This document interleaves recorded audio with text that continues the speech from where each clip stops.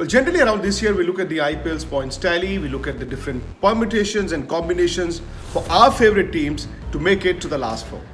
But this year has been different.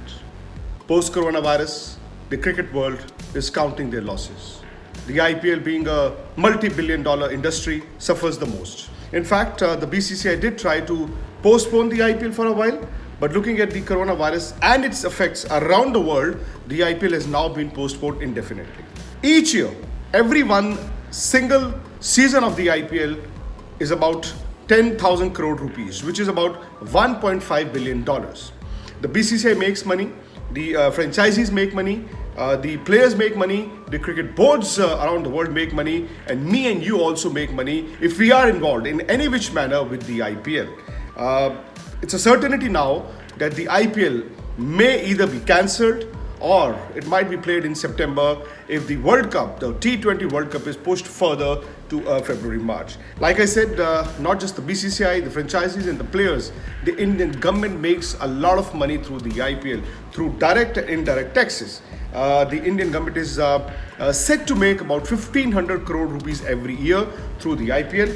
The BCCI, like I said, gets about 3,300 crore rupees from the broadcaster Star Sports, which is then also distributed among the franchisees. The franchisees not just get the lion's share of the TV rights and the other commercial rights, they also make money through their own sponsors. So everybody makes money in the IPL, but this year everybody is now waiting if the IPL can be played in September.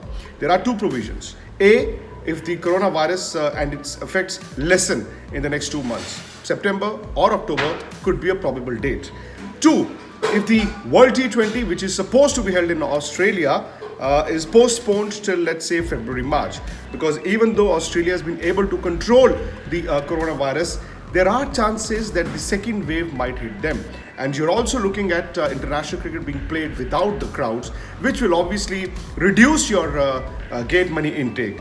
But we all know that the cricket or any sport is played for the TV rights. It's played for TV. The organizers make money through the TV rights only. So they would much rather prefer playing it without the crowds, but for TV audiences.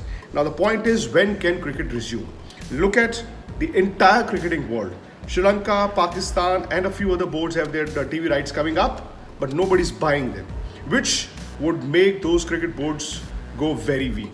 You look at Australia, supposed to be one of the richest cricket boards in the world, but because they had invested money in stock market, they've lost out on millions and millions of dollars. And if India doesn't travel to Australia this winter, then the Australian Cricket Board stands to lose between $350 to $400 million. Even though they've been assured by the BCCI, if the coronavirus and its effects lessen, India will be touring them. There is a possibility of the entire series being played in just one venue, Adelaide Oval, where Cricket Australia is also building a hotel. So the players can stay in that hotel, practice there, and they can also play a test match without the crowd. So this is the possibility that you're looking at. You're also looking at the entire English season being over without a ball being bowled. Even though the Wales and England Cricket Board has proposed a test series with West Indies in July and a test series with Pakistan in August, the UK government is yet to approve of it. Millions and billions of dollars around the world ride on cricket, and if one season is lost for any cricket board, then they are looking at a blackout. There would be teams looking at India, because India is the one which drives the market.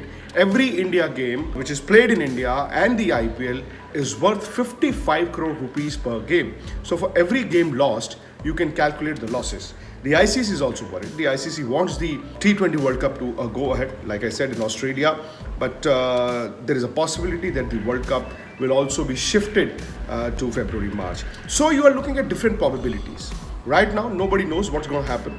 Nobody knows what's going to be the exact loss count for cricket in terms of the dollars. Nobody knows if cricket can resume this calendar year.